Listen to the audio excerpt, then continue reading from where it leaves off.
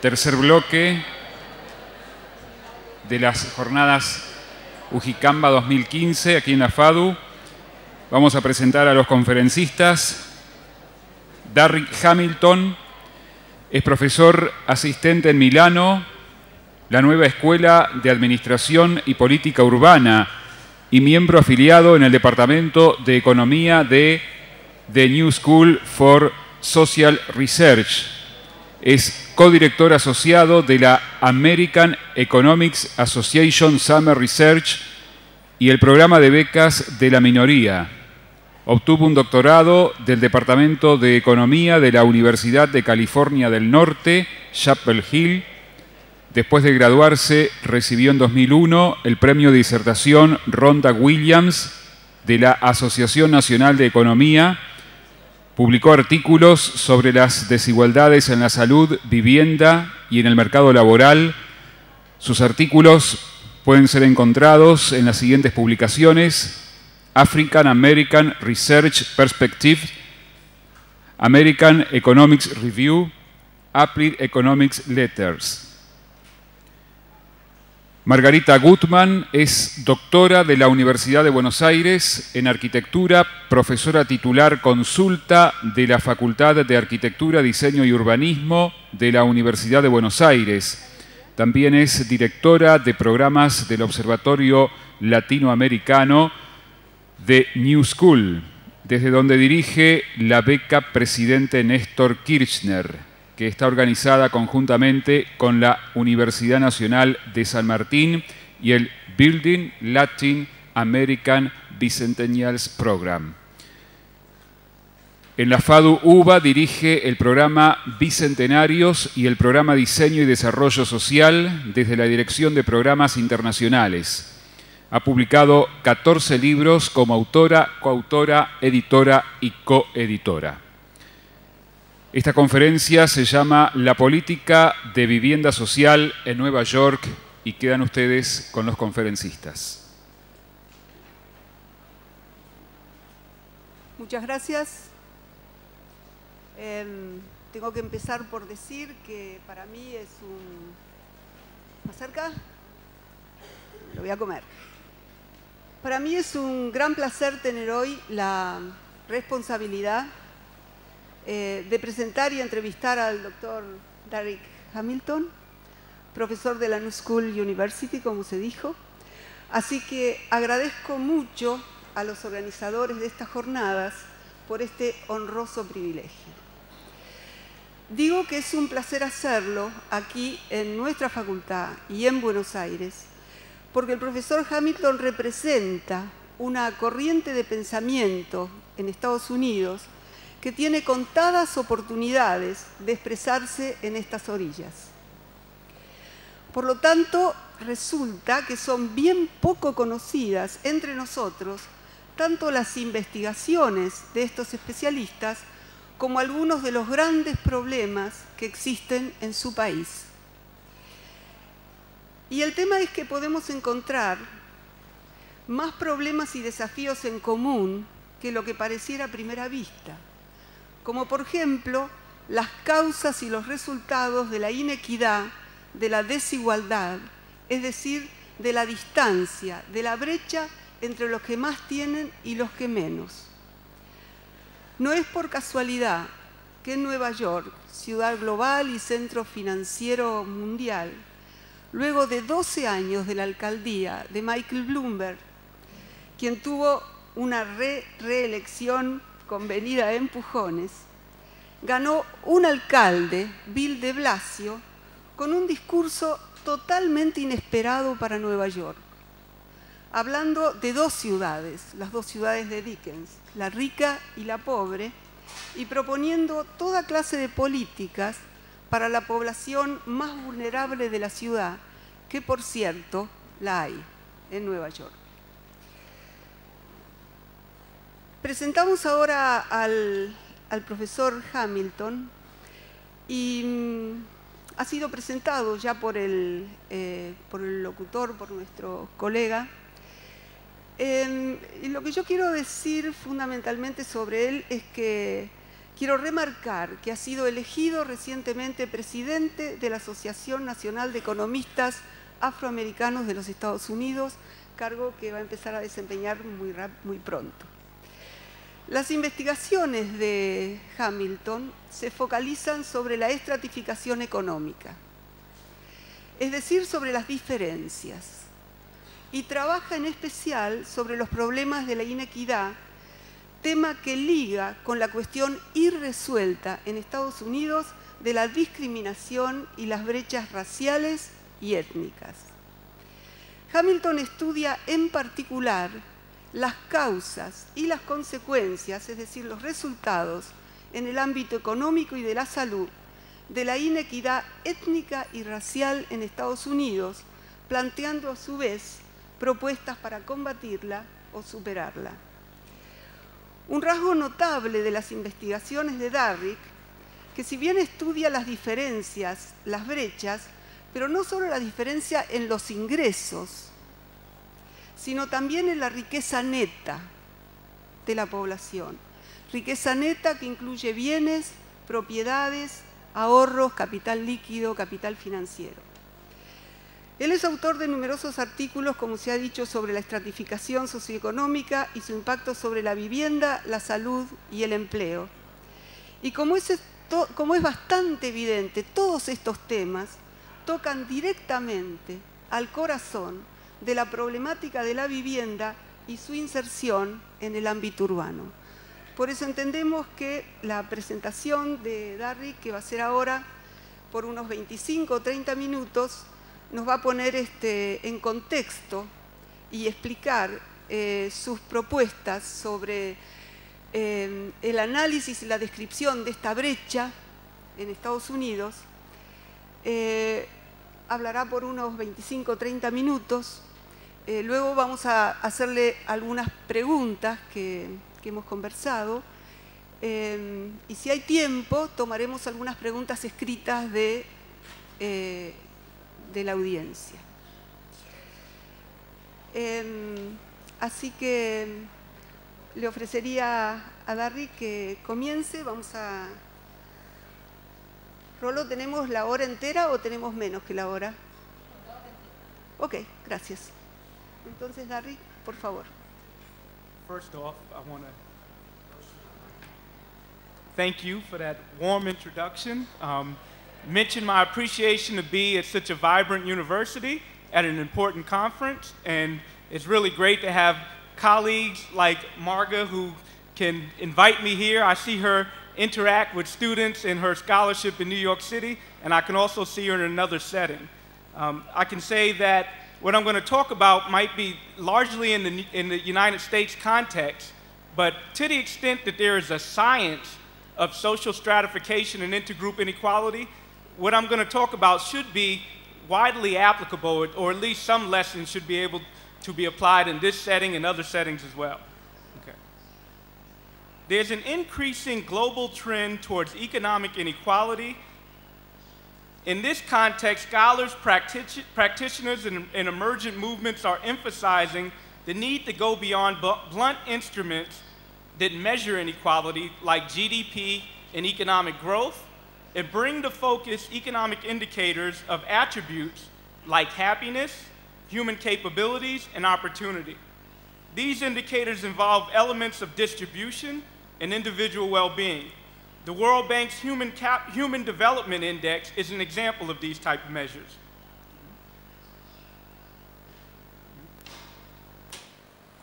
Okay.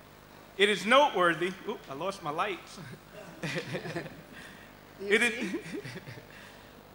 is noteworthy that with the exception of health, wealth may be the best single indicator of opportunity and overall economic happiness.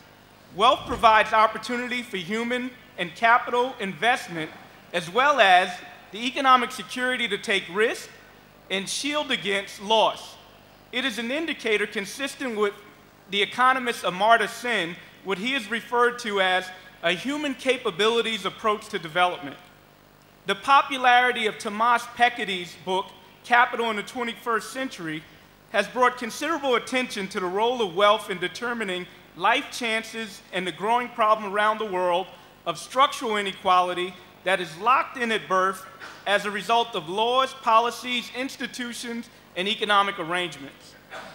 In the United States context, in 1989, the top 10% of households held about 2/3 of the nation's private wealth, and by 2013, this disparity accelerated, with the top 10% now holding about 3/4 of the nation's private wealth.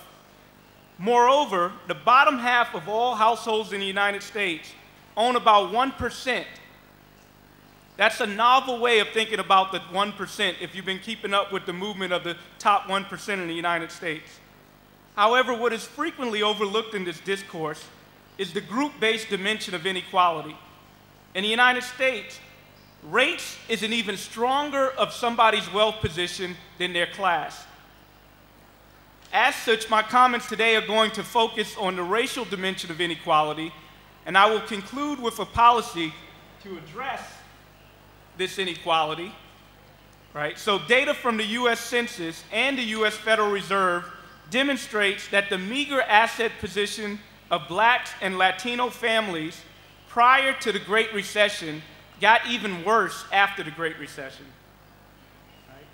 So what this slide is going to show is that in the economic recovery period following the Great Recession, the typical Black and Latino family owns 6 and 7 cents respectively for every dollar in wealth held by the typical white family, and the absolute wealth gap exceeds $100,000.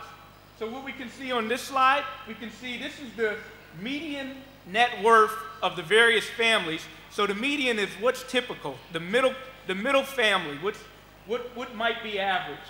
So in 2005, prior to the recession, the average white family in America had about $142,000 in net worth, in comparison to 12,000, a little less than 12,000, and a little less than 20,000 for Black and Latino families.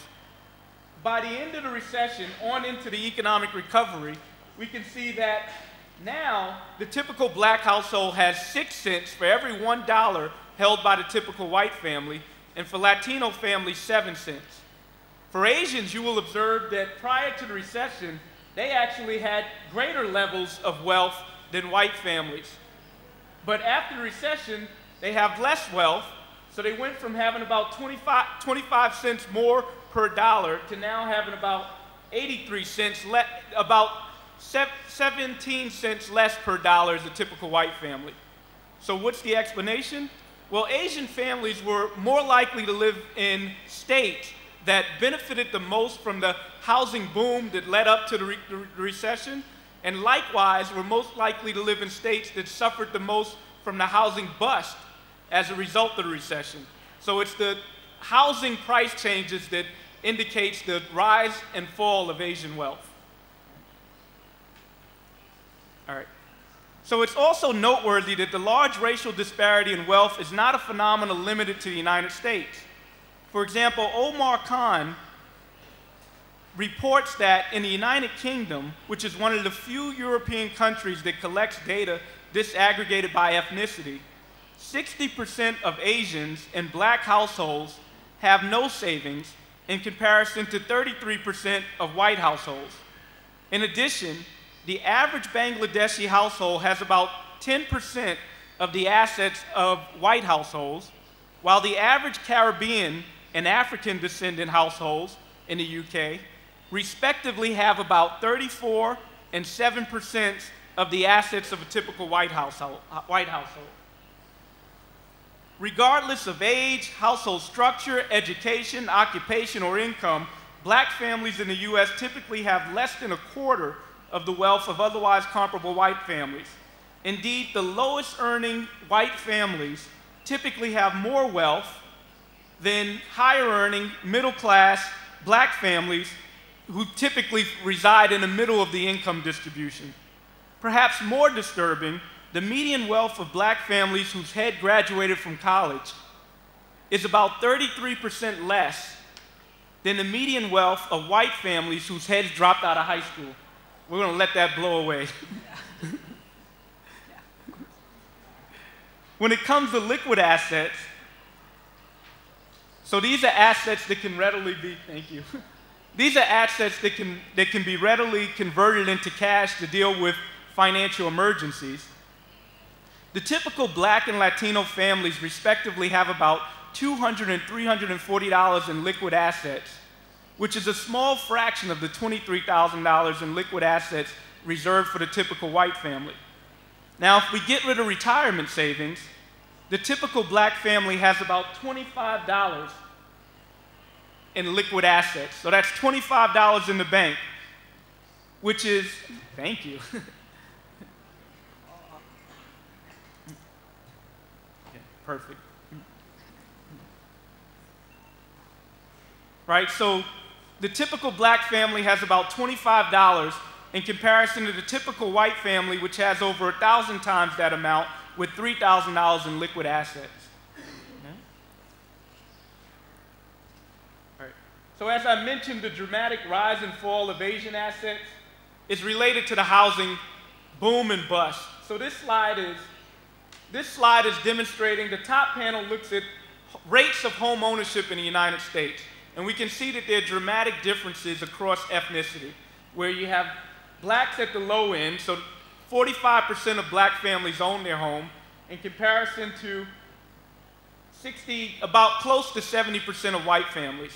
And we saw that there was a reduction as a result of the recession for Black families. Indeed, communities of color, Black, Asian, and Latino, they had the largest percentage loss in their home equities. These are demonstrating home equity. So this is, if you own your home, how much is your house worth? And we can see that there are huge disparities. And if you look at the Asian group, they went from the largest owners in terms of home equity to a big swing where they had the most dramatic absolute loss in their home equity. Okay. All right.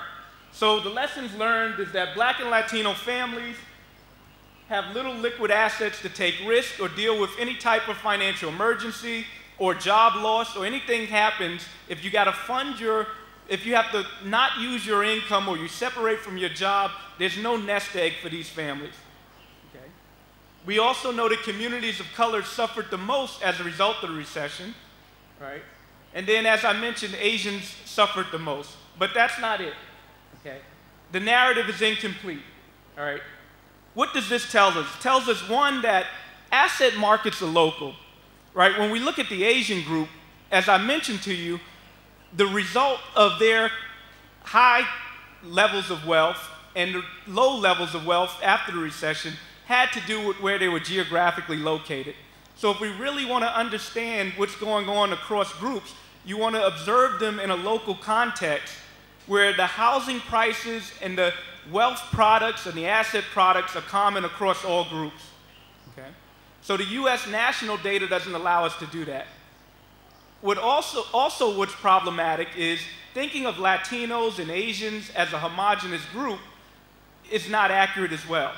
Groups that immigrated to the United States as refugees, like Southeast Asians, will have different positions. So if you compare somebody with Vietnamese descent in comparison to somebody with Japanese descent, they're going to have very different asset positions, right? So thinking of them as a homogeneous group is problematic. You're missing a lot of information. And then if you notice what I didn't put up, I didn't list any information about Native Americans. They're hidden altogether. So indigenous Americans are absent altogether because they're not large enough to be captured in our national surveys. So what we did was we got funded by the Ford Foundation to do a research project where we collected asset and debt information across communities of color at the local level. And this is the name of the project, the National Asset Scorecard in Communities of Color. And I'm going to go through this a little quick because I'm going to give you a little more context and conclude with a policy, and I'm worried about my time. So I'm going to go a little fast through these slides. All right, so we went through a selection process to identify 5 cities. We ended up choosing LA, Los Angeles, Miami, Tulsa, Oklahoma, and we chose Tulsa, Oklahoma because that's the city in the US that has the largest concentration of natives or indigenous people. Okay? And then we also chose Washington, D.C. and Boston. So this allows us to get at a variety of groups in different places in different geographical contexts. And if you want to look at the dimensions of the project, so if you imagine disaggregating the black group, we can look at traditional descendants of the US that are black, that probably have ancestry to US slavery. We can look at Caribbean immigrant blacks, and we can look at more recent immigrants from the continent Africa. We can look at Latinos disaggregated, and you can see the disaggregation of them, Mexicans, Cubans, Puerto Ricans, Dominican Republic. Now we group all South Americans together because we didn't have a large enough pool of them to disaggregate. So apologies. We have, and et cetera. And then you can look at the Asian groups disaggregated, and we can look at, not only do we look at the indigenous category, but we can disaggregate them by tribal origin. For example, if they have Cherokee tribal heritage, Creek tribal heritage, or if they are not enrolled in a tribe at all. Okay? And then it's also, we haven't done it yet, but why treat white as a homogeneous group? Let's disaggregate them as well. Let's look at their ancestral origins and see how it relates to their wealth building. We're going to do that, we just haven't done it yet. Okay. And this is demonstrating the dimension in which these groups have a formal banking account. So are they involved in the formal financial sector? And again, in the interest of time, I'm just going to point out that there's huge variations in these categories across cities and across groups. I'll give you an example. If we look at the LA context, 55% of individuals with Vietnamese heritage have a bank account. That means 45% don't. Okay? If we look at blacks, about 31% are unbanked or don't have a banking account. In comparison to the white group, which says, my eyes are a little bad, I think it's 96% have a bank account.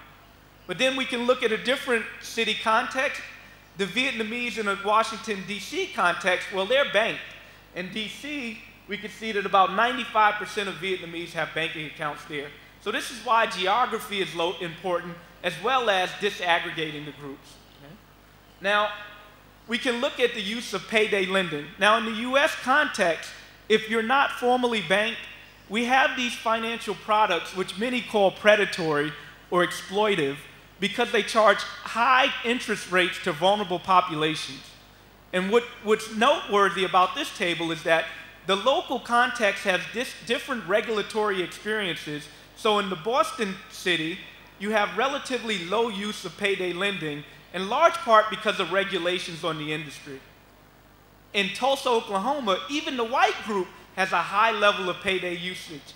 9% of white households report the use of a payday lender in the last 5 years. Now, these loans are really problematic because they come with huge interest rates. And again, they're preyed upon vulnerable populations who can't get formal loans. All right. And this is home ownership. And I guess I'm going to highlight some points here.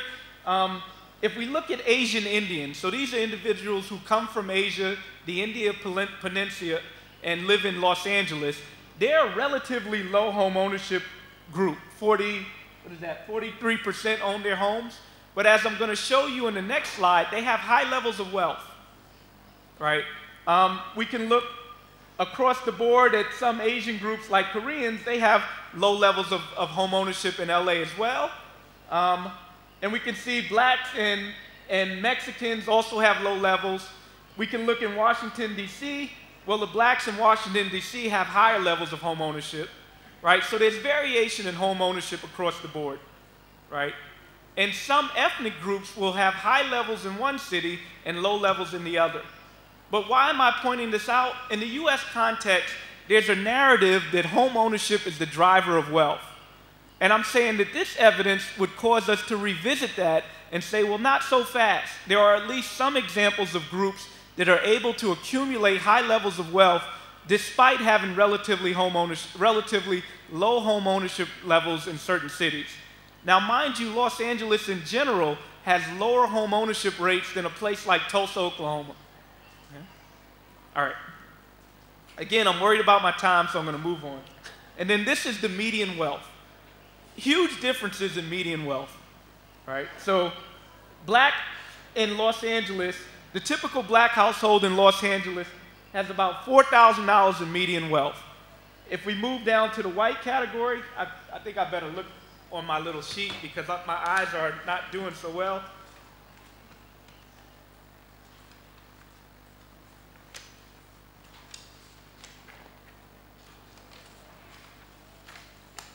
Right, so if we look at the white category, $355,000 in net worth. All right. And then as I mentioned to you, the Asian Indian category, $460,000 is the median net worth that we estimated for that group in LA, despite relatively low home ownership rates. Okay.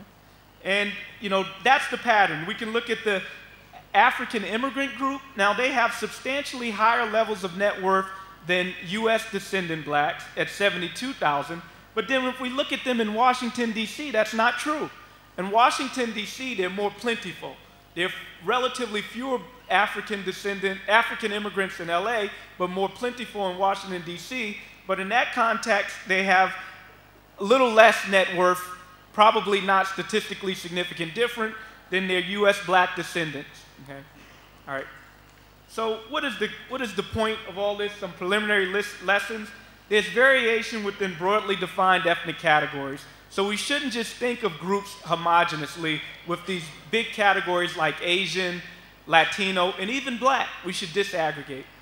Second, the racial wealth gap will persist whether we look at home ownership, so tangible assets like whether you own a home or own a car, or liquid assets like a bank account or whether you own stocks.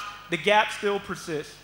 An ethnic group's relative asset position is going to vary depending on the city that they're in. So context is specific, and we need to delve deeper to understand why the African immigrants are doing much better in the Los Angeles context, but still far from whites and some other Asian groups than in the Washington, D.C. context, for example.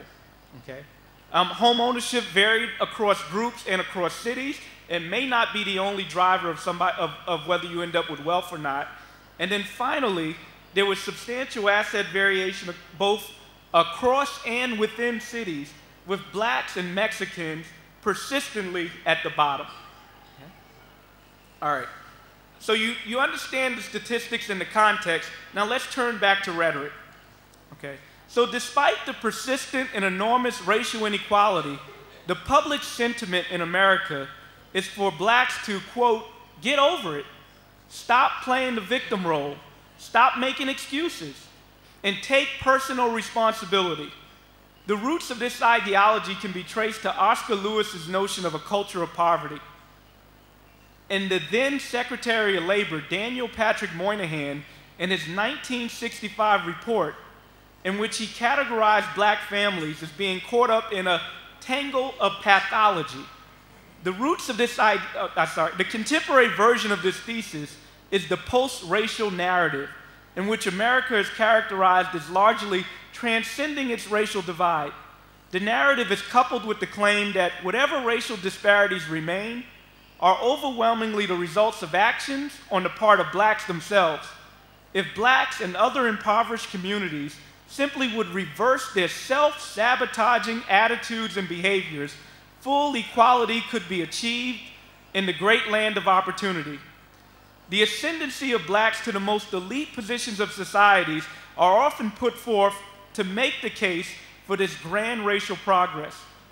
These cases of black exceptionalism are meant to serve as examples of what individual and familial acts of perseverance and hard work can achieve.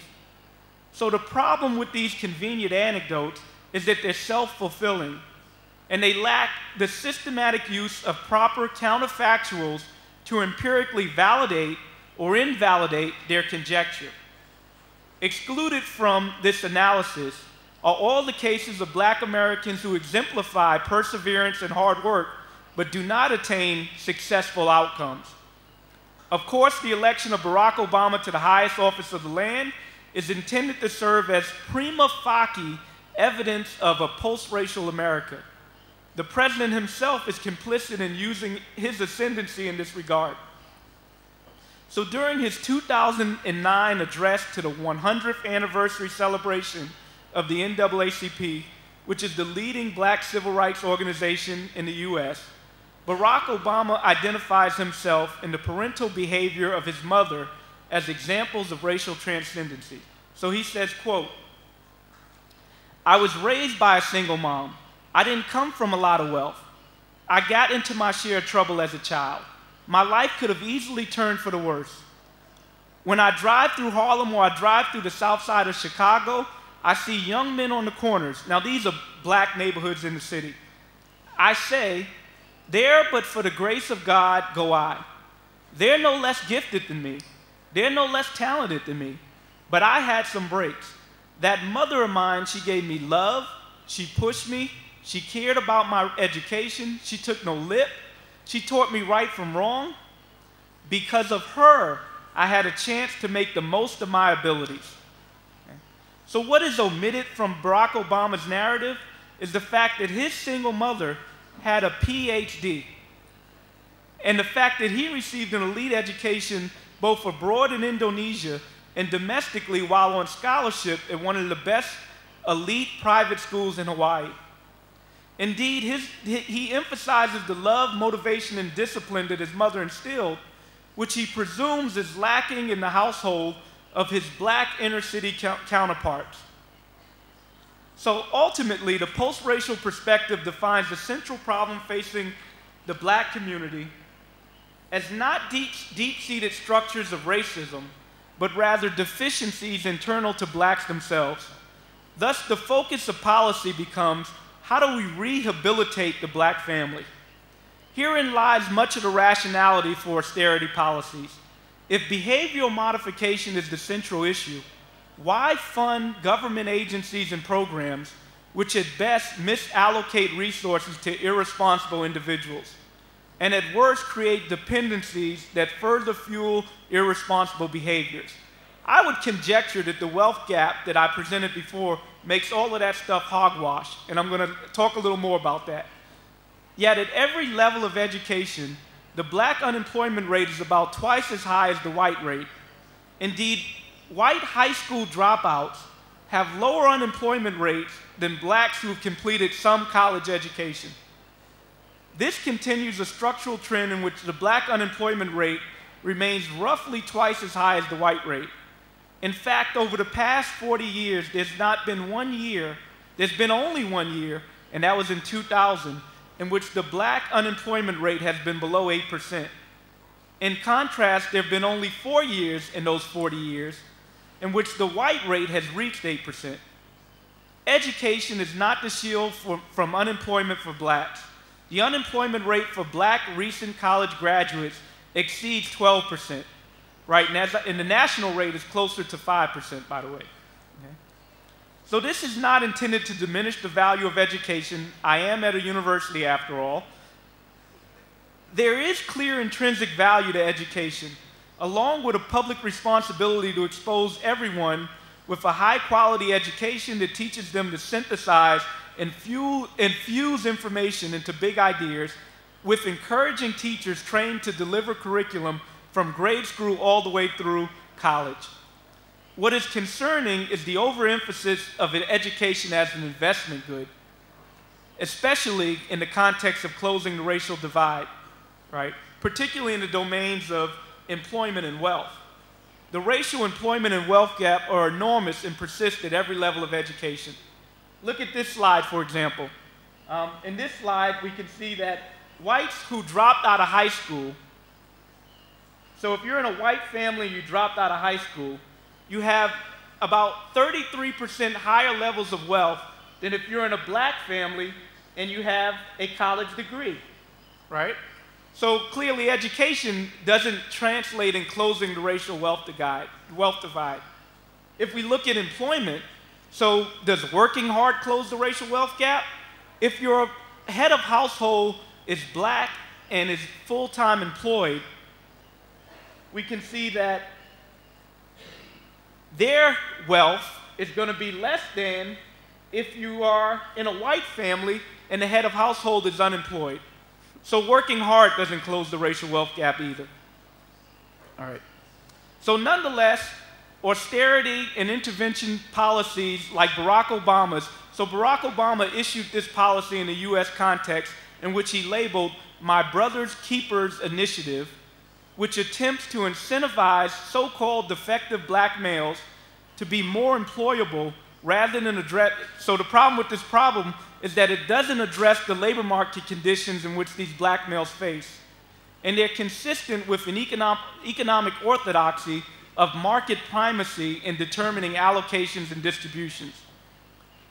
The emergent field of stratification economics expands the boundaries of how economists analyze intergroup differences and provides a different approach to understanding persistent inequality. It is an approach that goes beyond individual optimization and fuses insights from multiple social sciences to examine collective action and group processes. Stratification economics incorporates group identification and identity formation from sociology, self-interested behavior and substantive rationality from economics, and from social psychology, an emphasis on social beliefs widely held about one's group and how affinity towards one's group impacts individual productivity and performance. Stratification economics views that the dominant group is not concerned with the subordinate group as such, but is deeply concerned with its own group's relative position in comparison to the subordinate group.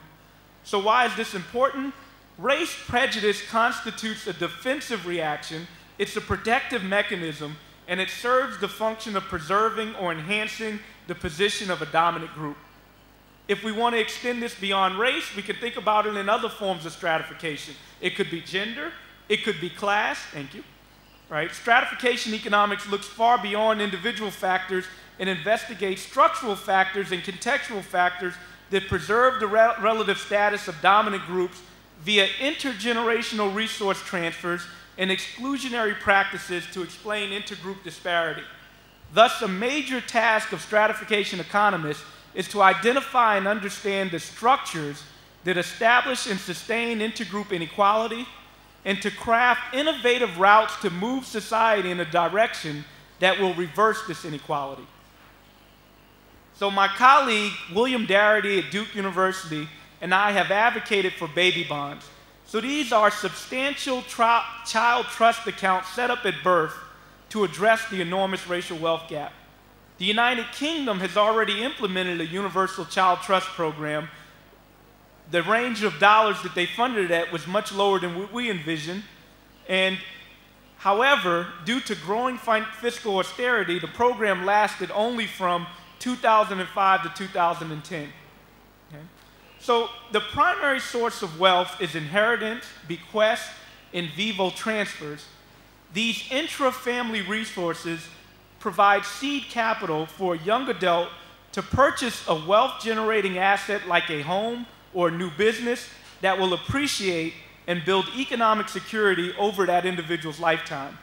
So access to this seed capital is not based on some action or inaction on the part of the individual, but rather the familial position in which they're born into. So baby bonds are designed to provide an opportunity to purchase this appreciating asset for all newborns. The program is analogous to a Social Security program that would provide capital finance for a young adult to begin a lifetime of building assets and economic security independent of the financial positioning or decision-making of the family in which they're born. The program would be a universal, and the amount of the endowment would be graduated based on the child's parental wealth. The average trust could be established at $20,000 and progressively rise to $60,000 for babies born into the most wealth-poor families. The account would be federally managed and grow at a federally guaranteed annual interest rate of 1.5% to 2% and be accessed when the child becomes an adult and used for some asset-enhancing endeavor, such as purchasing a home, starting a new business, or purchasing a debt-free education. In this context, I guess you don't have to have a debt, you don't have to finance your education through debt, but in the US we still do. We estimate that the cost of the program is $80 to $90 billion. This would constitute only about 2.2% of annual federal expenditures right now. The baby bonds could be funded by a more equitable allocation of what the government already spends on asset development, about $500 billion of the US federal budget in the form of tax subsidies and savings are used to promote asset development policy, with more than half the benefits going to the top 5% of earners and the bottom 60% of earners receiving only 5% of the benefits. So if we could reallocate this existing federal budget, we could be transformative in the lives of low asset individuals. So in conclusion. Oh, that's perfect. It was just for you to know. You can finalize all your needs. Thank you. Yeah. A capitalist society that denies certain segments of the population access to capital is a cruel society that locks in inequality. In the context of the US, past, present, and prospective racial exploitation and discrimination provide a sounder basis for understanding the vast material disparities between black and whites in the United States than the post-racial perspective that explains these disparities as some sort of deficiency internal to the black community.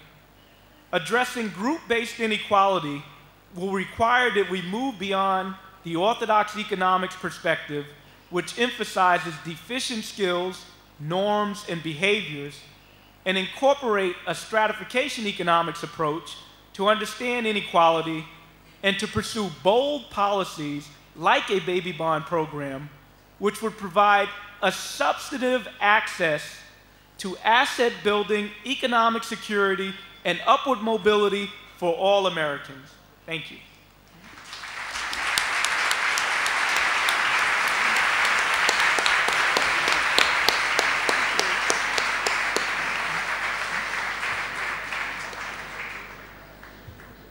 Gracias, Darrick.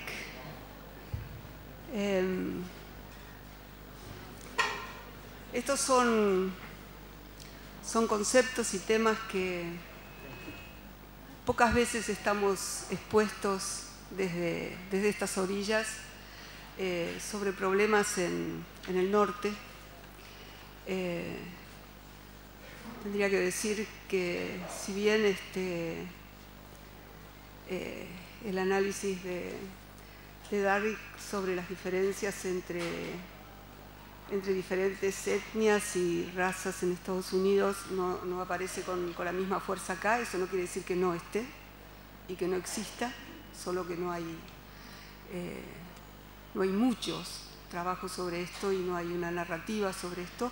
Pero lo que sí existe es una brecha entre los que más tienen y los que menos, que en los últimos años los gobiernos han tratado de achicar.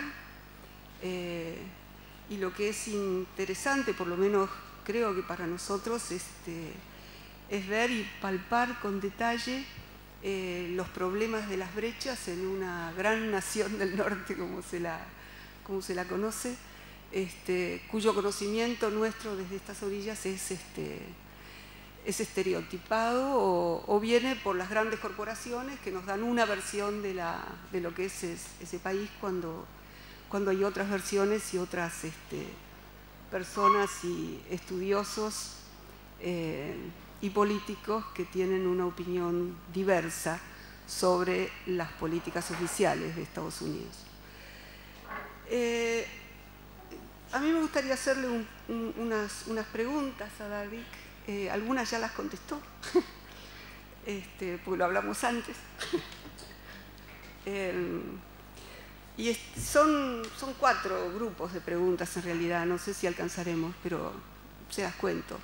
Una es acerca de la relación entre equidad, inequidad y pobreza en Estados Unidos. Esto es un grupo de preguntas. El otro grupo es sobre el impacto sobre la vivienda y las políticas de vivienda de esta inequidad. El tercer grupo es el impacto sobre las ciudades de esta brecha, de esta inequidad en riqueza y en ingresos. Y la otra es una visión internacional, digamos, en una perspectiva internacional, qué pasa con estos temas en su opinión.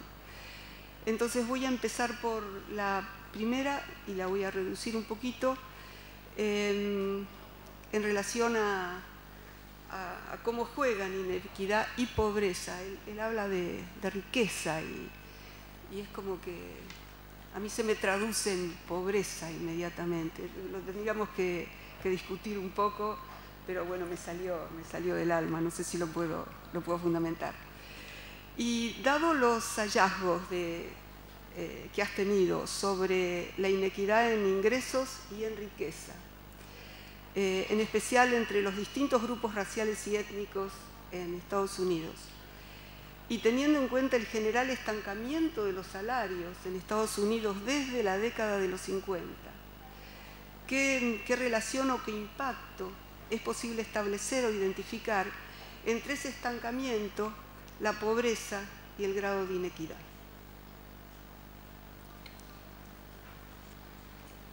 That's an excellent question. So the U.S. continues to have, especially in the aftermath of the recession, economic growth is starting again, and the economy has recovered. But yet, as was pointed out, wages are still stagnant. So that growth is not trickling down, right? So there's research coming out and a greater emphasis on, can the economy grow? Will we have greater growth if we have a more inclusive economy with more people involved in a more equitable distribution? There's evidence to suggest the answer is yes. There's work coming out of the IMF, which is suggesting that's yes. However, I would tell a cautionary tale, because if we look at a historical perspective, there are examples in history, particularly in the US, where greater inequality has fed growth.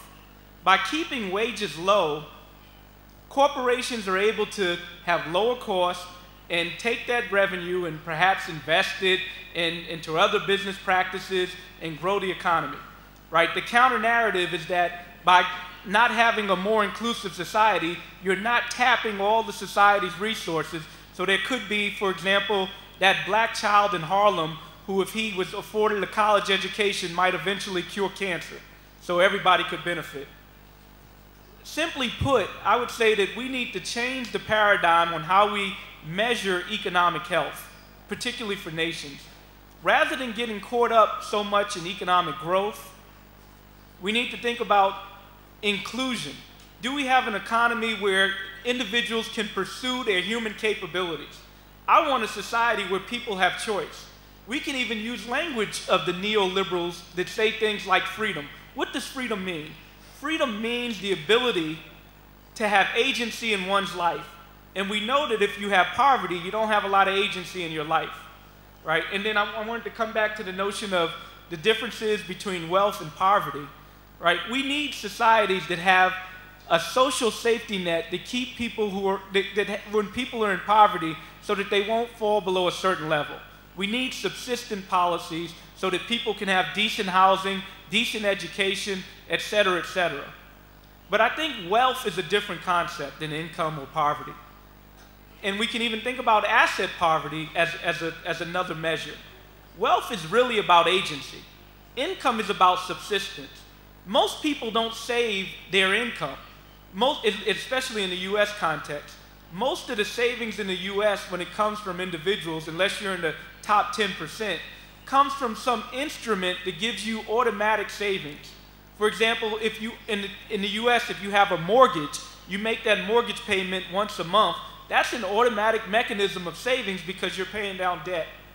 In the US context, if you have a job and that job gives you a pension, then regardless of your behavior, you have automatic savings taking place because your job might match your savings out of your paycheck that's automatic every 2 weeks or so, right? So these are mechanisms that are automatic and not active savings per se, right? So given that context, we need income, people need to have income, but assets change the game. Assets allow you to do things like, I want to leave my job. I want to leave my job as an economist because I think I'm a great painter. Now, I would never know if I didn't have any wealth to allow me to stop collecting that income to become a great painter. Assets allow you to make choices where if I live in New York City, but there's a discovery of oil in South Dakota, which is another state in the US where there's a lot of mineral discoveries taking place, well, I can go to that state and actually benefit from that growth. So the key distinction, and I think I'm rambling on now, I'll close it off. is that assets provide opportunity to make choices and gives you agency. And the second point is that we need to not focus so much on the notion of economic growth. It's absolutely important. You need a bigger pie for everyone. But we need to think about human capabilities. Do people have agency in their lives? That's how we need to measure economic health. Thank you. Bueno, Darrick puso sobre la mesa el tema de la distribución de la riqueza, que posiblemente es el tema clave en estas cuestiones y toca también al tema de la vivienda.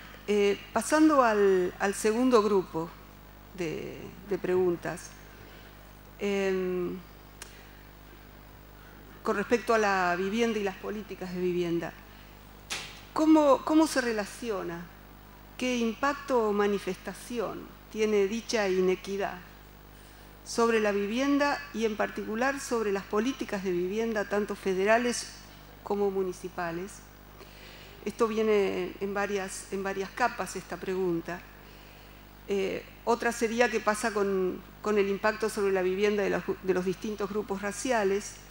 Y la tercera es, en particular, ¿qué opinás del plan de Blasio de construcción de 200.000 viviendas en Nueva York, en 5 distritos en 10 años, generando unos 7.200 empleos permanentes, que ha sido publicada hace un tiempo breve? So I'm going to start with the last question. Yeah, I think, yeah. All right. I think the de Blasio plan is definitely in the right direction. Build more affordable housing, and 200,000 is a good number, but we need more. So it's not going to solve the problem, but it's a good start and in the right direction. And we can think of it in comparison to policies under the Bloomberg administration. He created some affordable housing too, I don't think not to the scale of de Blasio, but he also spent a lot of public resources trying to incentivize people into housing, like developer tax credits, and also tax abatement if you move into certain neighborhoods.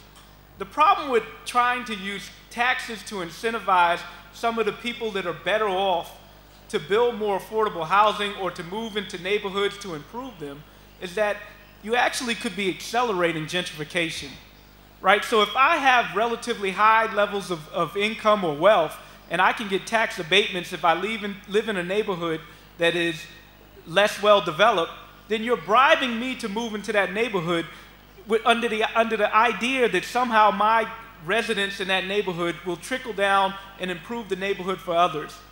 I think that actually hastens disparity and leads to more disparities. We can also think about the Barack Obama approach that bailed us out of the financial crises.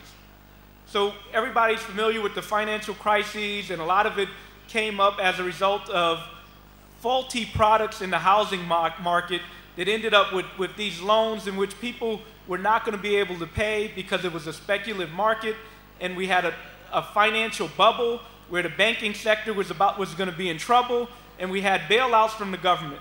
So the government bailed out the banking sector by giving them very low interest loans, right? So billions of dollars, actually trillions of dollars in low interest loans. Now, if you give me a $1 trillion loan at a very low interest rate, I guarantee you I'm going to be successful.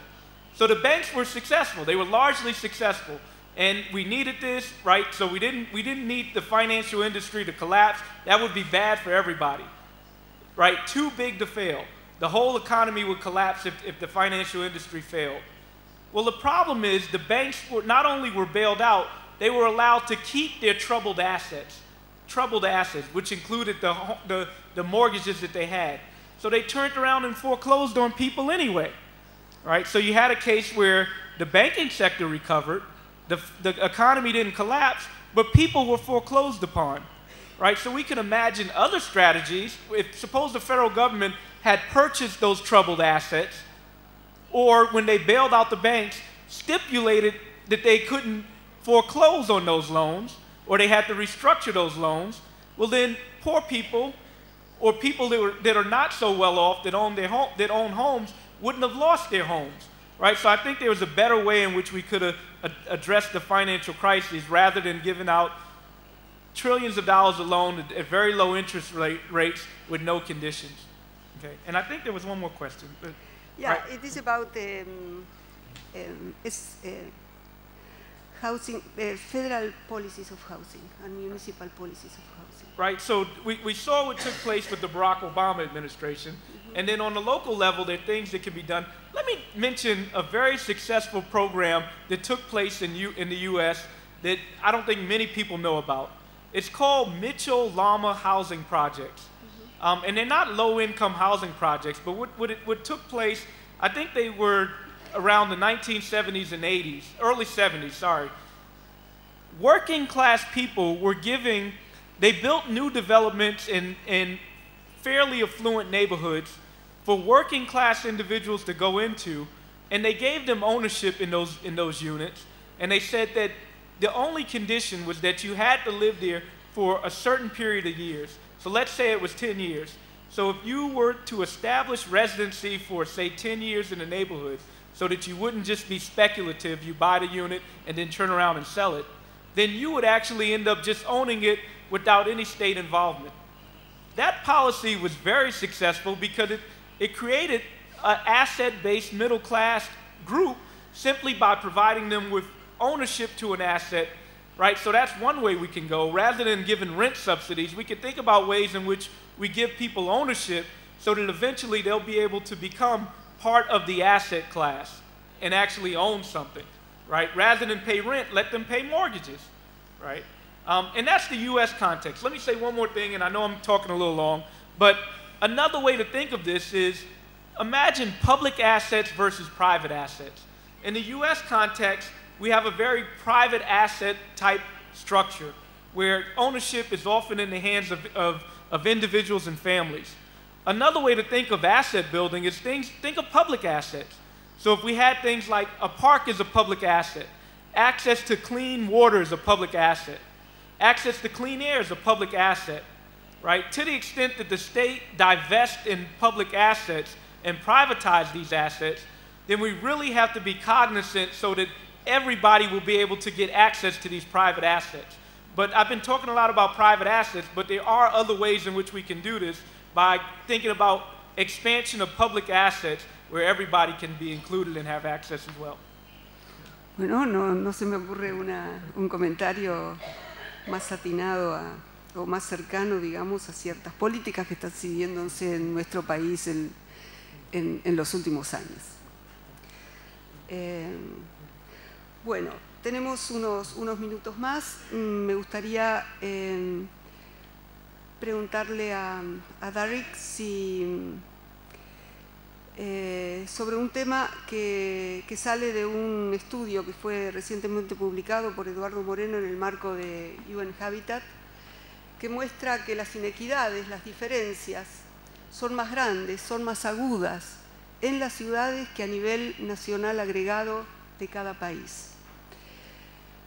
Nos gustaría que comentes un poquito sobre eso, si tiene algún impacto o se pueden observar en las ciudades resultado de este incremento, digamos, de la diferencia entre grupos raciales, si son también mayores las diferencias que a nivel agregado nacional de Estados Unidos, si se pueden identificar manifestaciones de esa inequidad en ciudades y en Nueva York en especial, ya que se suponía que íbamos a hablar más de Nueva York, y si hay políticas para atacar dicha inequidad, algunas de las cuales ya habías mencionado, como para hacer una contestación compacta. It's hard for me to give brief answers. Right. So, in a historical perspective, the U.S. right? So, the U.S. the growth of cities was different than many other places, especially with the New Deal. The New Deal in America basically subsidized the development of suburbs around the city, where you had white flight into the suburbs because the New Deal provided access to new homes and new development that were built in suburbs, as well as highways that took individuals to and from suburbs to the city.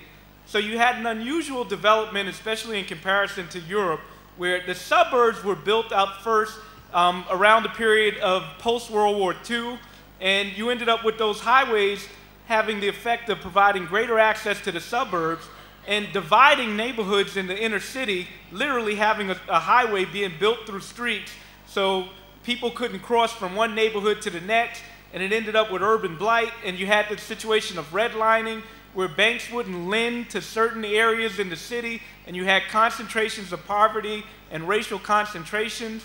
Well, generations later, the children of those individuals that went out to the suburbs that were subsidized by policy, they realized that we want to be back in the city.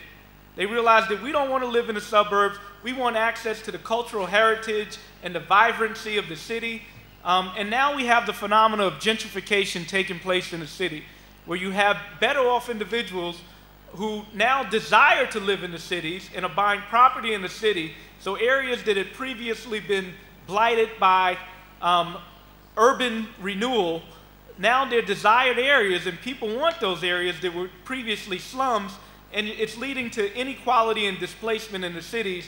And how we can deal with it? Well, Mitchell-Lama was one example that I gave, but I really think a baby bond would also allow us to deal with it, right? So all this conversation around race, as I was trying to allude to, it's not as if it's so much that there's some deep-seated hatred or psychological issue about one group relative to the other. A lot of it is based on economic reasons. One group trying to preserve their economic relative position in comparison to another. So if we think of a program like Baby Bonds that gives every individual, regardless of race, some chip in the economic game of capitalism, then perhaps some of the issues with race would be dissolved. If you have a better financed black individuals, well, now they can, if you want to have a market system, well, now they can actively partake in the market because they have resources to take part in the game of the market. Thank you. Bien, creo que vamos a cerrar con esto para poder cumplir con lo que está programado. Le agradecemos a Darrick su apasionado discurso y puesta sobre la mesa de temas que en nuestro país también están trabajados, como el tema de lo que significan los bienes públicos, los temas de una redistribución, de crecimiento y redistribución, temas de cobertura universal que están siendo impulsados en los últimos años por el gobierno nacional. Y con estos temas les quiero agradecer a todos que hayan aguantado si Rolo da tiempo.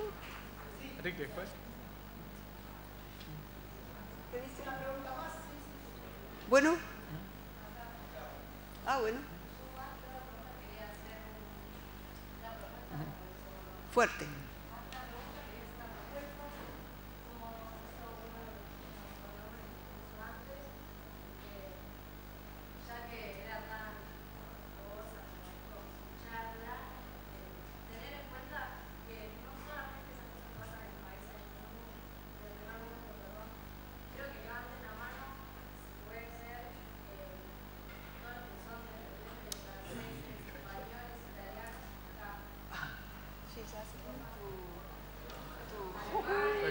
So,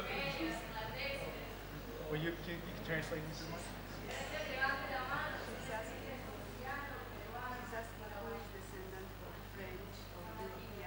And who is descendant from native population.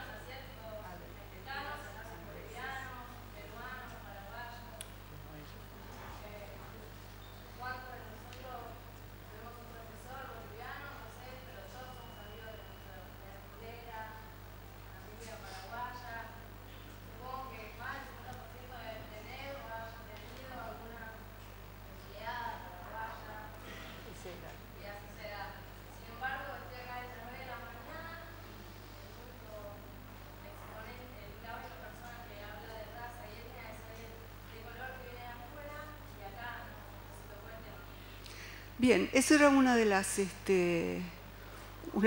intenciones ocultas, digamos, no ocultas para nada, pero era una de las intenciones de poder traer un colega que pone este tema sobre la mesa. Y como decía al principio, no es que no existan diferencias raciales y étnicas en nuestro país, no es que no exista la discriminación, sí que existe y la sabemos y la vivimos todos los días. Por eso es importante poner el tema sobre la mesa y te agradezco que hayas hecho este comentario, porque como decía nuestro decano hoy, no me acuerdo si eras vos o eras Silioni, hay en esta facultad, la mayor parte de los chicos, supongo que lo han dicho en base a estadísticas, vienen de escuelas privadas, y en las universidades del conurbano, por lo menos en las ciudades del conurbano, el 93% creo de los estudiantes, y acá está Tangelson, que está en la Universidad de Lanús, la Universidad Nacional de Lanús, son primera generación de estudiantes universitarios. Y a mí me impresionó mucho lo que dijeron, que venían con las familias a anotarse, porque yo no sé ahora, pero en mi época la familia no venía a la universidad, venía el día que te recibías, y nada más.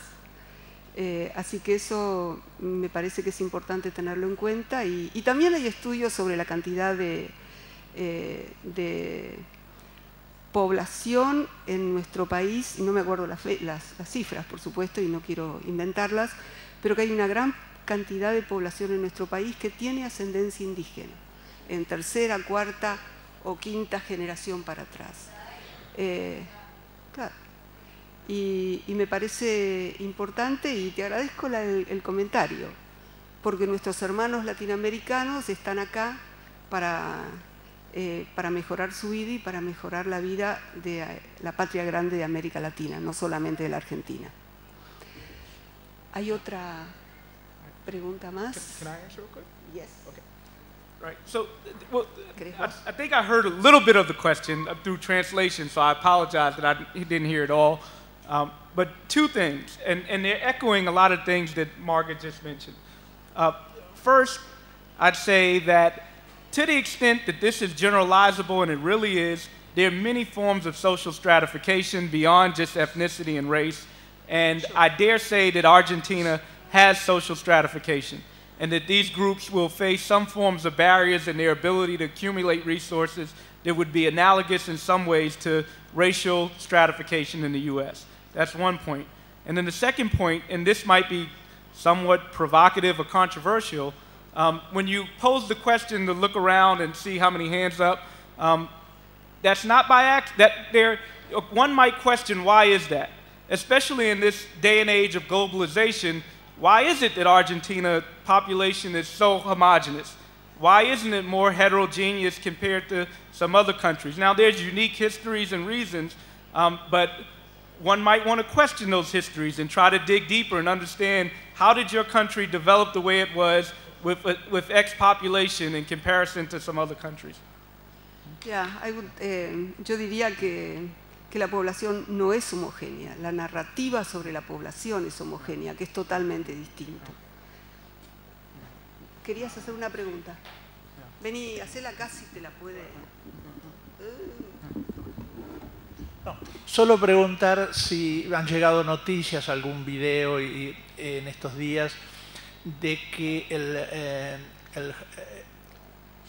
la gente que vive en la calle está siendo condenada por eso o está siendo reprimida de alguna manera. Y después también del caso de Detroit, que es un caso increíble, se le corta la luz a la gente, expulsan y cosas por el estilo, muy complejas, ¿no?